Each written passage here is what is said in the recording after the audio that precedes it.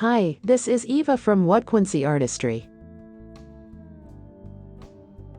One of the oldest man-made construction techniques used to build simple structures, and also objects of everyday life, is the interlocking. Interlocking means to insert with force a thing inside another, so that two or more elements are so joined by adhering perfectly together, creating a robust and durable structure.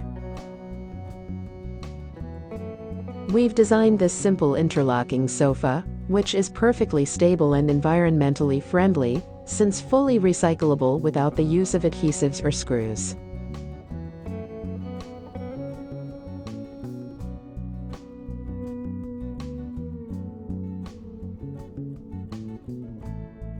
A very important feature is their versatility. In fact, depending on how they are assembled, they take on different functions. Suitable for all needs, they help to improve a space in its uniqueness.